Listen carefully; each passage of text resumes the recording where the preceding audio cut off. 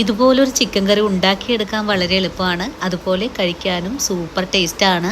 ഇന്നത്തെ ഈ ഒരു ചിക്കൻ കറി നമ്മൾ തയ്യാറാക്കിയിരിക്കുന്നത് നമ്മൾ തന്നെ പൊടിച്ചെടുത്ത മസാല വെച്ചിട്ടാണ്. ഇനി നമുക്ക് ചിക്കൻ കറി തയ്യാറാക്കാൻ തുടങ്ങാം. ഇതിനായിട്ട് 1:200 അളവിലുള്ള ഒരു കോഴി എടുത്തിട്ടുണ്ട്. കഴുകി വൃത്തിയാക്കി വെള്ളമെല്ലാം കളഞ്ഞു വെച്ചിരിക്കുവാണ്. ഇനി നമുക്ക് ആദ്യമേ ഗ്രേവി തയ്യാറാക്കണം. ഇതിനായിട്ട് ഒരു പാൻ അടുപ്പിലേക്ക് വെച്ചിട്ടുണ്ട്. പാൻ ചൂടായി വരുമ്പോഴേക്കും വെളിച്ചെണ്ണ ഒഴിച്ചു കൊടുക്കാം. വെളിച്ചെണ്ണ ചൂടായി വരുമ്പോഴേക്കും നമുക്കിതിലേക്ക് ഒരു കഷ്ണം ഇഞ്ചി പൊടിയായി കട്ട് ചെയ്തത്, ഒരു ബോള് വെളുത്തുള്ളി ചതച്ചതും ചേർത്ത് നല്ലതുപോലെ ഒന്ന് വഴറ്റാം. ഇവയെല്ലാം വഴണ്ടു വന്നാൽ പിന്നെ നമുക്കിതിലേക്ക് ഒരു 3 സവാളയാണ് പൊടിയായി കട്ട് ചെയ്തത് ചേർത്ത് വഴറ്റേണ്ടത്. സവാളയുടെ കൂടെ തന്നെ ഒരു 3 പച്ചമുളകും കൂടി ചേർത്തിട്ട് നല്ലോണം ഒന്ന് വഴറ്റിയെടുക്കാം. വഴറ്റുന്ന സവാളയിലേക്ക് ഒരു പിടി കറിവേപ്പില കൂടി ചേർത്ത് വീണ്ടും ഒന്ന് നന്നായിട്ട് തന്നെ വഴറ്റാം. ഈ സമയത്ത് 4 സ്പൂൺ ചിക്കൻ മസാലപ്പൊടി ഒരു ബൗളിലേക്ക് എടുത്ത് കുറച്ച് വെള്ളവും കൂടെ ഒഴിച്ചൊന്ന് നനച്ച് മാറ്റി വെക്കണം. കറിയിലേക്ക് ചേർക്കുന്ന മസാലപ്പൊടികളൊക്കെ ഇതുപോലെ ഒന്ന് നനച്ച് വാട്ടുവാണെങ്കിൽ നമ്മുടെ കറിക്ക് നല്ല ഗ്രേവി കിട്ടുന്നതാണ്. ഇപ്പോൾ നമ്മുടെ വഴറ്റുന്ന സവാള ഒന്ന് വാടി വന്നപ്പോൾ ഞാൻ ഇതിലേക്ക് 1/4 ടീസ്പൂൺ അളവിൽ മഞ്ഞൾപ്പൊടി ചേർത്ത് ഒന്ന് വഴറ്റിയതിന് ശേഷം നനച്ചു വെച്ചിട്ടുള്ള മസാലപ്പൊടിയും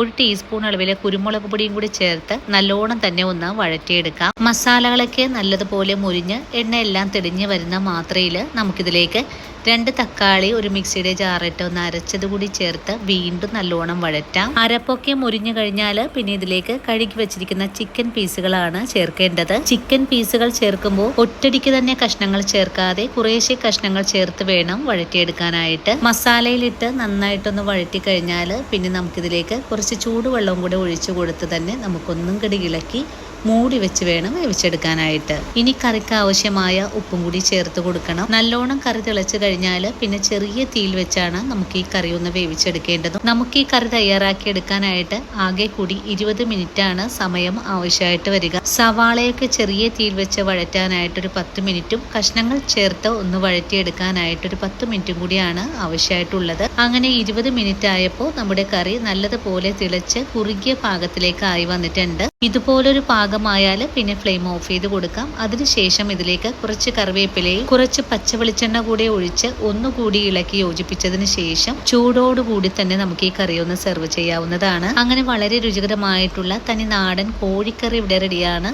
വീഡിയോ കാണുമ്പോൾ നിങ്ങൾക്ക് ഇഷ്ടപ്പെടുവാണെങ്കിൽ തീർച്ചയായിട്ടും ഇതുപോലെ ഒന്ന് തയ്യാറാക്കി നോക്കുക. അതുപോലെ വീഡിയോ കാണുമ്പോൾ നിങ്ങൾക്ക് ഇഷ്ടപ്പെടുവാണെങ്കിൽ ചേച്ചിയെ ഒന്ന് സപ്പോർട്ട് ചെയ്യാനും മറക്കല്ലേ.